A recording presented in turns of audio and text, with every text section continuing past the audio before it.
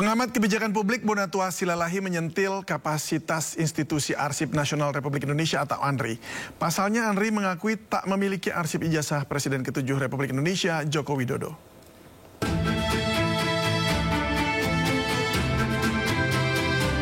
Arsip Nasional Republik Indonesia atau ANRI menyatakan pihaknya tidak memiliki arsip ijazah Presiden ke-7 Republik Indonesia Joko Widodo. Hal ini disampaikan dalam sidang perdana gugatan yang diajukan pengamat kebijakan publik Bonatua Silalahi terkait permohonan sengketa informasi publik terhadap ANRI Senin kemarin. Majelis Hakim awalnya membacakan 3 poin permohonan yang diajukan oleh Bonatua terhadap ANRI. Salah satunya meminta salinan ijazah Joko Widodo yang digunakan untuk mendaftar sebagai capres pada 2014 dan 2019. Menanggapi permintaan tersebut, pegawai ANRI menjelaskan bahwa pihaknya tidak memiliki arsip terkait dokumen ijazah Joko Widodo. Betul, keberatan sudah disampaikan pada 14 Agustus sebetulnya, tetapi di luar jam kerja sehingga baru kami register adalah 15 Agustus. Dan telah kami sampaikan karena di 15 Agustus itu sebetulnya pemohon hanya menyampaikan surat keberatan tapi belum disertai formulir keberatan. Kemudian kami mohon untuk melengkapi, kemudian sudah dilengkapi pemohon oleh pada tanggal yang sama. Kemudian karena 18 Agustus itu ada libur cuti bersama sehingga nomor register keberatan atas pengajuan keberatan yang diajukan tersebut sudah kami balas melalui email pada 19 Agustus 2020. Apa jawaban saudara itu? Jawaban tersebut hanya menyampaikan nomor register keberatan terlebih dahulu. Jadi memverifikasi bahwa pengajuan keberatan sudah diterima dan akan diproses. Terkait ini, Bonatua Silalahi pun menyinggung kapasitas institusi ANRI yang tak menyimpan arsip ijazah Jokowi. Padahal dalam undang-undang, ANRI diwajibkan memiliki arsip dokumen tersebut. Konsekuensi pidana bagi yang tidak meminta. Karena ANRI diberi oleh undang-undang, ANRI diberi kewenangan memaksa untuk meminta itu dokumen. Nah, sementara oleh undang-undang juga KPU tidak berhak menahan itu arsip, dia harus memberikan ke lembaga yang punya fungsi kearsipan. Begitu, ya, Sebelumnya, Bonatua Silalahi bersama sejumlah tokoh menerima salinan ijazah Jokowi dari KPU DKI Jakarta. Salinan ijazah tersebut selanjutnya didalami tim pencari fakta yang terdiri dari Roy Suryo, Refli Harun, dan Dr. Tifa. Tersangka kasus dugaan korupsi pengadaan alat TIK berupa laptop Chromebook di Kemendikbudristek 2019-2022 Nadiem Makarim saat ini dalam kondisi pemulihan usai menjalani operasi fistula perianal. Di tengah kondisi pemulihan, Nadiem mengaku menerima proses hukum setelah pra-peradilan ditolak. Sudah mulai masuk pemulihan, mohon doanya kepada semua. Saya siap menjalani proses hukum, tapi terima kasih untuk semua dukungan-dukungan dari pihak Diri dan Ajol. Sekali lagi terima kasih, mohon doa. Akan menjalani operasi kedua kapan itu, Mas? Masih ditunggu.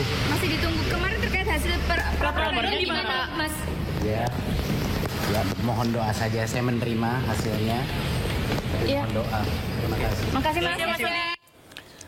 Pra-peradilan mantan Mendikbudristek Nadiem Makarim ditolak oleh Hakim Pengadilan Negeri Jakarta Selatan. Nadiem Makarim mengajukan pra-peradilan atas penetapannya sebagai tersangka kasus korupsi pengadaan laptop. Mengadili, 1. menolak permohonan pra-peradilan pemohon, 2. membebankan kepada pemohon untuk membayar biaya perkara sejumlah nihil.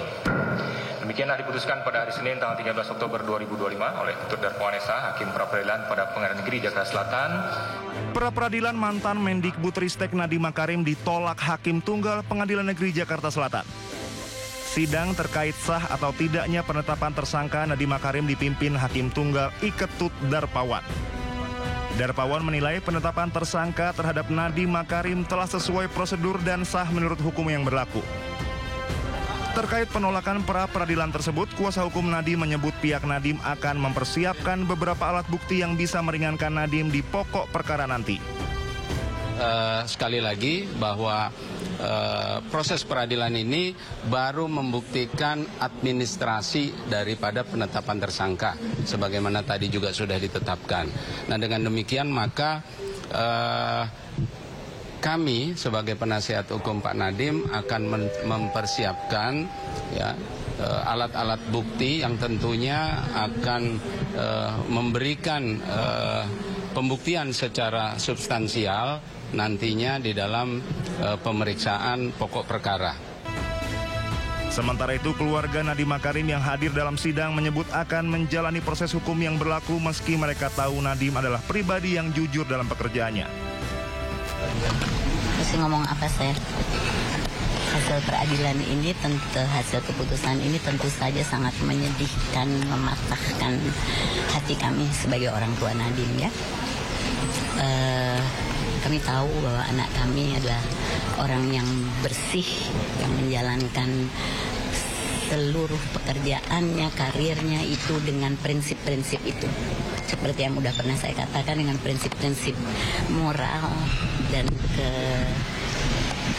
kejujuran dan kebaikan yang teguh untuk nusa dan bangsa.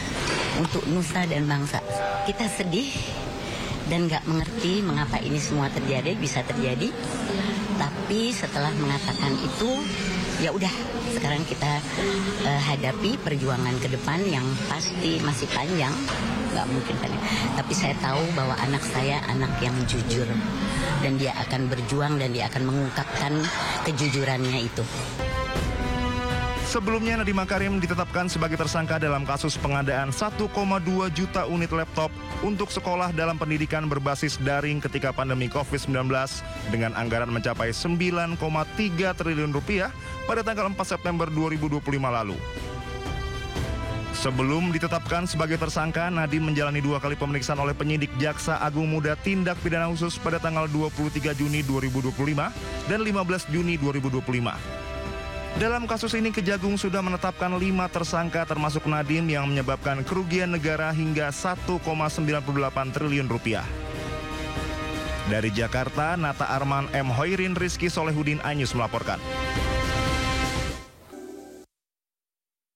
Poin aja. Di Jokowi itu ada tim. Membahas berbagai isu politik terkini bersama narasumber yang kredibel. Bagaimana ininya?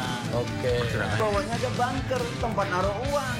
Di rumahnya siapa? Jokowi. Jadi orang harus hati-hati ya masyarakat. Membahas berbagai isu politik terkini. Roy Suryo ya, terus si Rismon Pipa 100% masuk bui. Bersama narasumber yang kredibel. To the point aja. Jumat pukul 9:30 malam di Sindo News TV.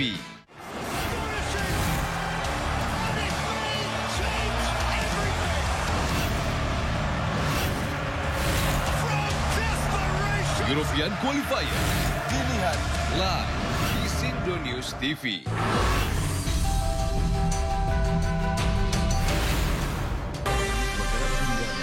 Ragam peristiwa terjadi di banyak tempat.